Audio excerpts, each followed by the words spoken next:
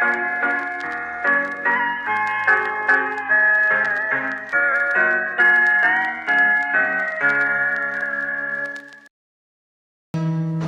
4 Desember 1884 di Cicalengka, Jawa Barat, ngalahirkeun orok awewe anu ngaranna Dewi Sartika. Lahir ti kulawarga lalaki Sunda. Bapana ngaranna Raden Samonagara jeung indungna ngaranna Nyi Raden Raja Pernas. Awewe anu sok disebut Uwi teh boga niat pikeun nuluykeun atikanana. Tapi anu jadi tinimbangan nyaeta Uwi kudu sakola di Walanda anu khusus pikeun barudak Walanda. Sanajan kitu kadua kolotna tetep keukeuh pikeun ngirim Uwi ka sakola Walanda.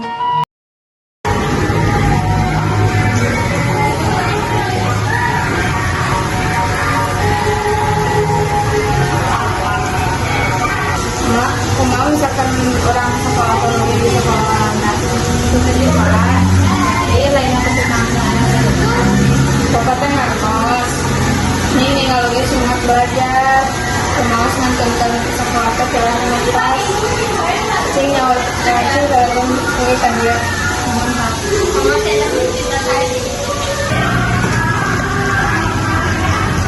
ini hadiah nanti kenapa ayah naon bapak pada ngobrol naon bapak sareng ibu kan atas sapuk badai lantar sekolah Walanda di Purwakarta itu terus Uwi mimpi ka bapak jeung ka emak ketemu bapak emak Uwi dina pisan.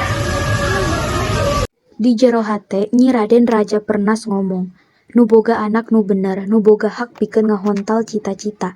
Kudu jadi manusa nu leuwih mangpaat tibatan bapak jeung indung.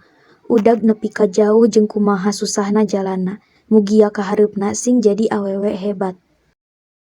Saban poe Dewi Sartika indit ka sakola, sanajan manehna indit ka sakola khusus pikeun barudak Walanda. Sanajan kitu teu ngahuleg sumanget Dewi Sartika pikeun nyiar elmu pangaweruh isuk-isuk. Uwi di mana Bu? Di Setia. Bapak, emak Uwi angkat pulanya. Nuhun. Iya dari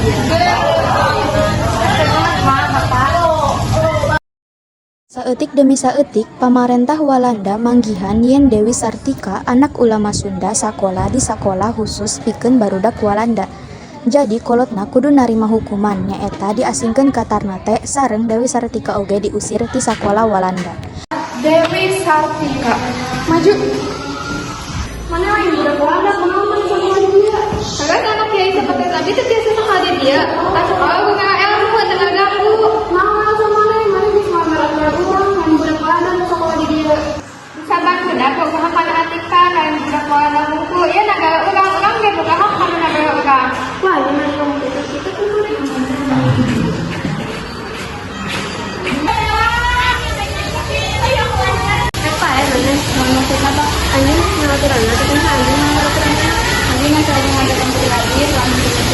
kurang paduli mana itu kurang kata-kata. Pak punten Pak, punya lagu Pak Awi Pak. Pak Awi nyuhunkeun Pak. Pak. Bapana teu bisa nanaon, ngan nuturkeun ka hayangna. Indungna oge ngiring, sedangkeun Dewi pasrah, tuluy, cicing jeung pamana anu jadi gubernur di Cicalengka. Dewi Sartika henteu pundung, nuluykeun atikanana di sakola di SD di Cicalengka. Saparantos sakola, anjeunna sering ulin sareng rerencangan awewena. Nalika ngajar basa Walanda, maca sareng nyerat, nari bahkan nyulam, anjeunna ngalaksanakeun sapartos guru.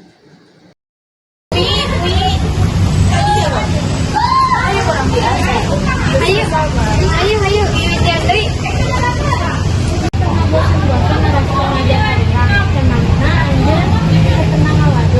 Aya rasa bosan atau ngaduaan adieu kami kakalikeun jeung pendidikan mah naon atuh kepada sadaya jiga urang tiasa napi atikan anu bener urang sadaya ngagaduhan hak ieu nagara urang agak urang ge boga hak abdi sabeus ka anjeun tulis semangat kana atur nuhun.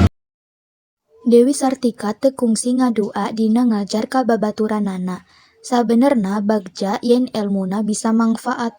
Dewi Sartika beuki sepuh, manehna tumuwuh jadi mojeng anu geulis, anggun jeung pinter. Lantaran kagelisan jeung idealisme ngeunaan atikan, aya saurang lalaki anu mikaresep ka dirina, nyaeta Raden Kanjun Suryaningrat, dulur-dulurna sorangan. Dewi gelis ih. Nikah. Hatur nuhun. Dewi bade nikah ka Abi. Hapunten Raden, abi anu kita acan hayang nikah. Ngaturun contoh pendidikan Aden. Gitu Raden, orang beda prinsip. Ayo kami mengutamakan atikan kali aja lebih fokus karena kawasaan. Orang beda prinsip. Oke Dewi. Dewi Sartika angkat ti palingin Raden Kanjun, angkat ka hiji tempat, teu lami ti harita sumping hiji wanoja ngawartosan yen ramana Raden Samanagara parantos pupus. Di mana gitu sulit di Bandung? Abi kudu hasil nepungan emak. Ma, kurang mak. Mana sih salah? Mana ulah sekolah? Berat bagus, kerja, sama mata. Wih janji, lu bakal kalah sama jeung bapak. Wih janji. Tahun 1804, Dewi Sartika mutuskeun ngadegkeun sakola di Bandung, Jawa Barat. Alasan anjeunna mutuskeun pikeun ngadegkeun sakola nyaeta supaya budak awewe anu aya di sabudeureun anjeunna gaduh kesempetan pikeun diajar. Dina ngadegkeun sakola anjeunna dibantuan ku lanceukna RAAA Martanagara sareng si Den Hammer anu janten inspektur kantor pangajar di eta waktos. Bentar, mangga lebat. Geus, uwi teh bade ngadekeun sakola eta. Saran abi hoyong ngadekeun sakola istri. Nah, anjeun bade ngadekeun sakola eta, abi ngan untung hoyong gadungan mun kacamatan. Pikeun diajak abi oge hoyong ngajakeun ka awewe. Anjeunna yen saku awewe kedah biasa ngelakukan hal-hal sapaeun anjeunna percaya kanu diri sorangan jeung teu tergantung ka lalaki. Alus anjeun boga tujuan anu mulia. Hatur nuhun. Sakola diadegkeun. Akhirna sakola khusus pikeun awewe pribumi diadegkeun pikeun kahiji kalina di Hindia Walanda. Saenggeus ngadegna sakola awewe, beuki loba awewe anu sakola di dinya, sahingga sakola awewe anu ngan boga 2 ruang kelas teu bisa nampung kagiatan sakola. Ku kituna dijadikeun ruangan diajar kudu nginjem sabagean ruangan Patih Bandung. Mimitina ngan aya 20 urang murid, ngan murid awewe anu diajarkeun aritmatika, maca, nulis, nyulam, nari, jeung pangajaran agama. Sapoe barudak beuki loba nu indit ka sakola awewena, nepi ka sababaraha kamar kepatihan geus teu cukup keur nampung murid. Akhirna sakola awewena dipindahkeun ka tempat nu leuwih gede. Hiji poe Dewi Sartika papanggih jeung dulur-dulurna, Nyi Purwa jeung Nyi Oewid. Punten Nyi.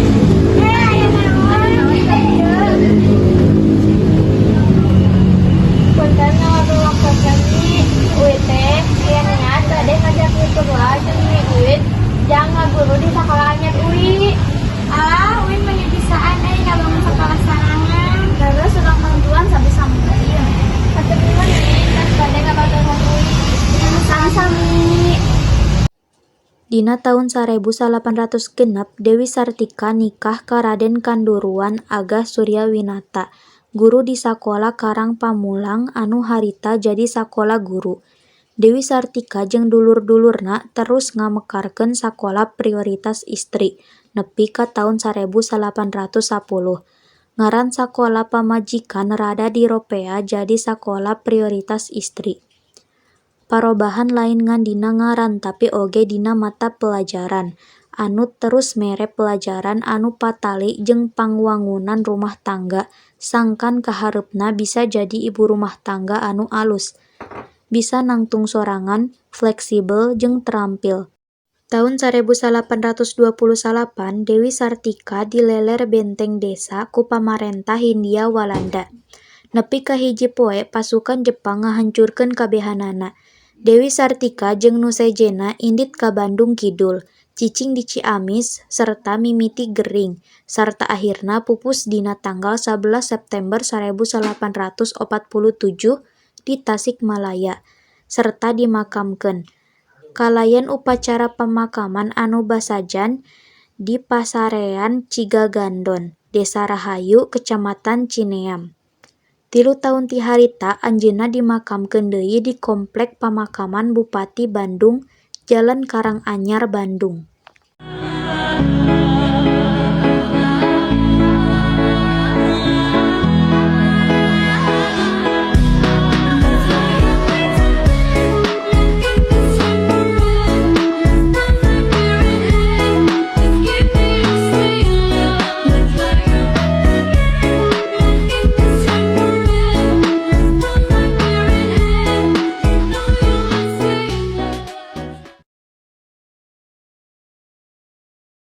Hi vlog, welcome to my guys. Shut down.